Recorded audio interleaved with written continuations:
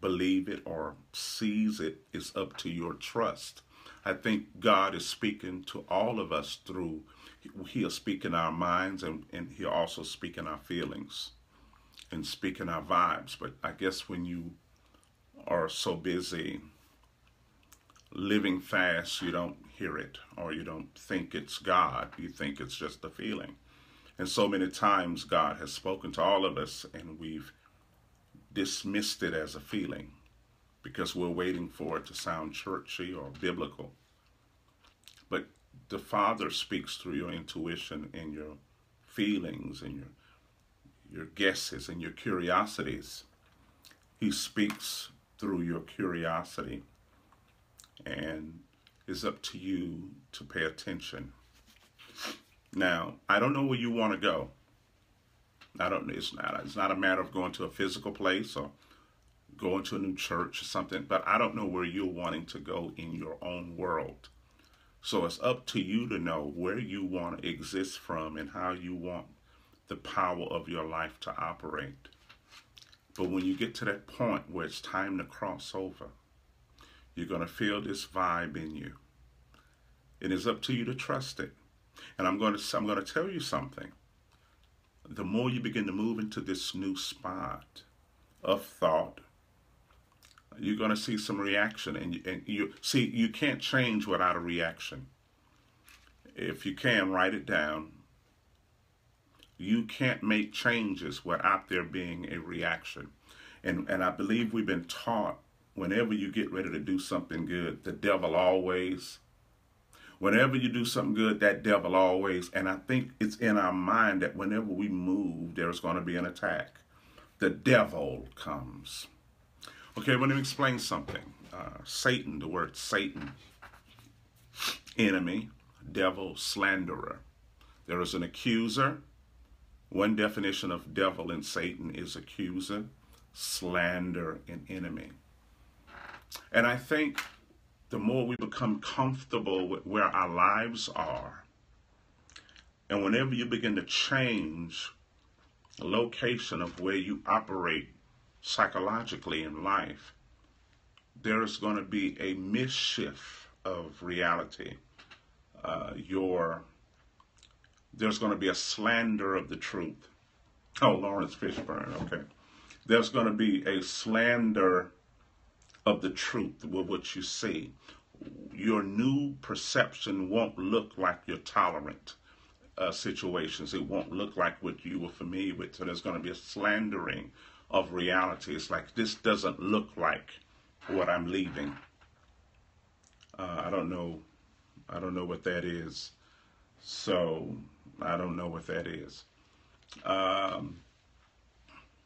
D, I see that you're on here. Look that up for me. I don't know what that is.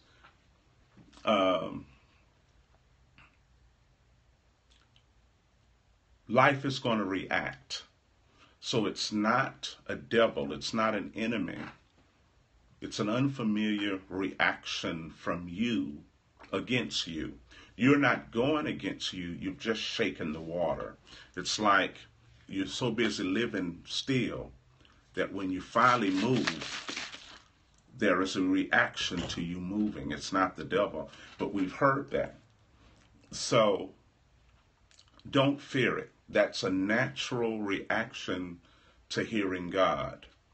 When you hear God, it's not God commanding you to get out of a place. It's your own divine self saying, let's move on to another level of knowing. The journey is your inner divine self saying, let's move on to another level of knowing. You can't keep getting life filtered through this grade of yours. It's time to upgrade the grade so you can really get the right interpretation. Life isn't going to chew it up like a baby and give you the pieces. You know what I'm saying? So it's time to move. You're not being attacked. You're being reacted to because you are hearing God. The nervousness, the shaking, expecting God to push you instead of you crossing over. God's not going to push you through the door. Because if you're pushed through any door, you retain the right to go back out that same door. And I think a lot of us are waiting for God to push us into new territories. So, and because I think we innately want to blame him if it doesn't work out right. If it doesn't work out right, we say, well, this is what I was told. Well, you don't make moves because you were told. You make them when you are drawn. And I think we like to be told what to do because we can always blame the teller if it doesn't go right. You told me to go. When someone gives us what we didn't ask for, when someone gives us what we didn't ask for, we reserve the right to complain about it.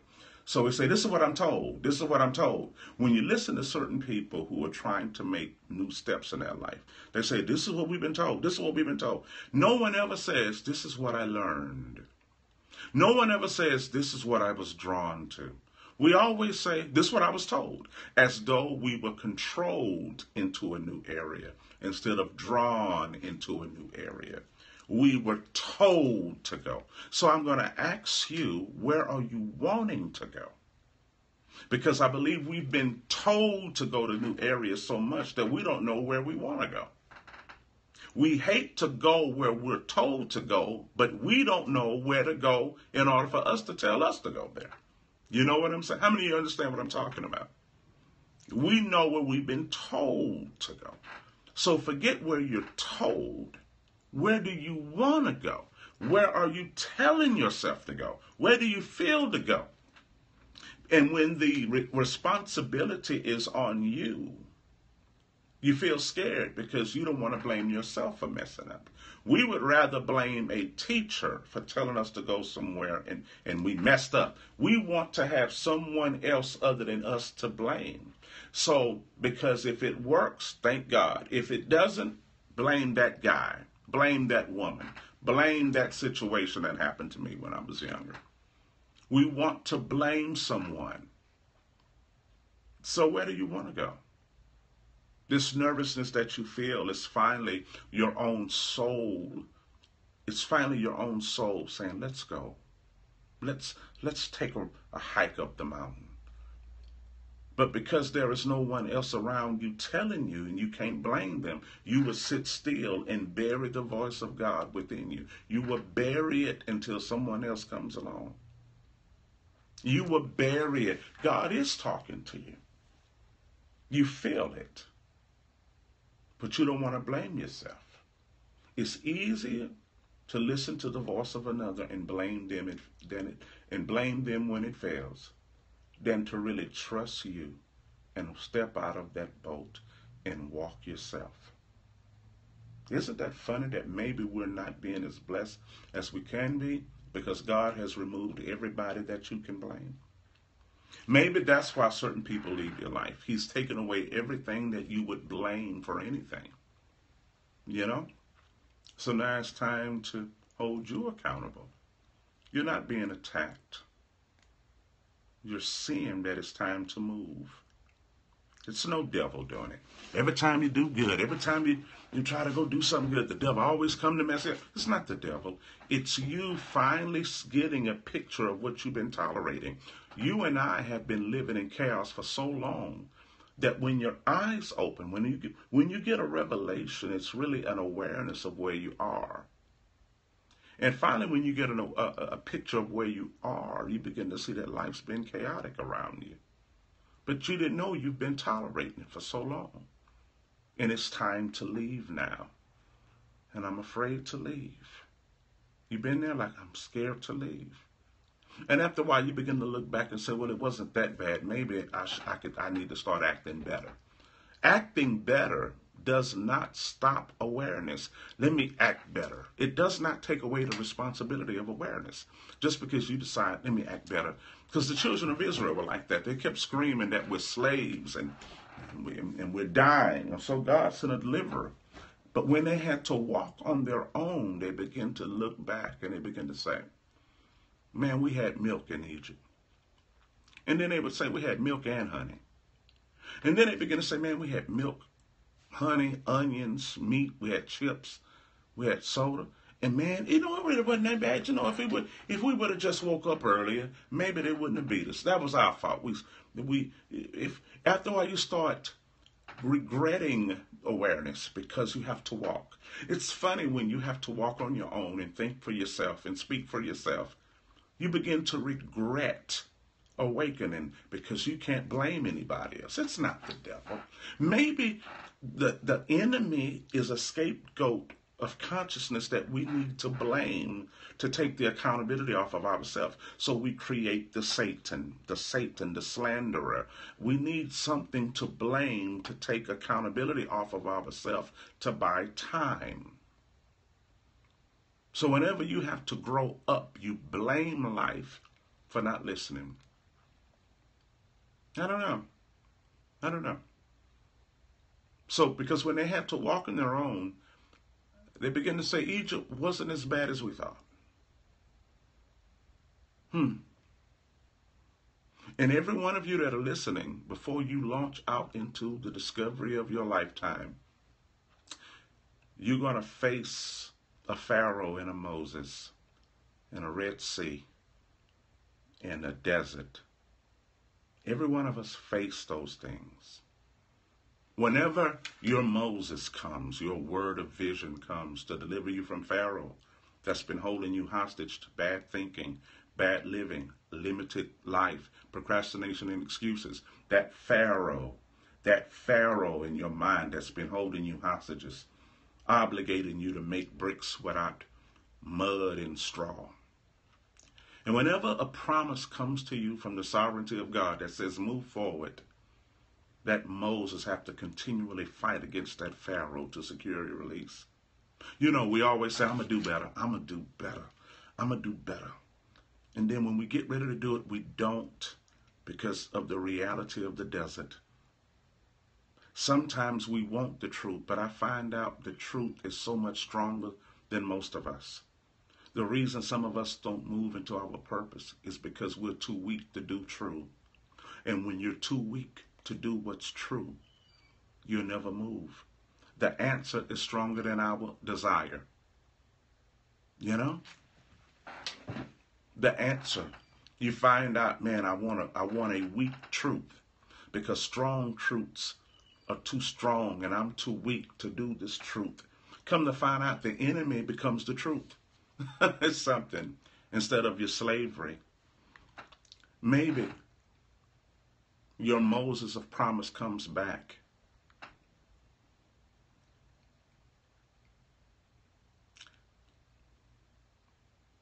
Yeah.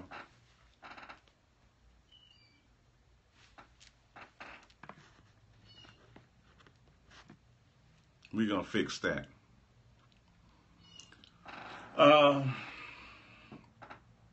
I don't know. Whenever your Moses comes to deliver you from your Pharaoh, it goes through a battle.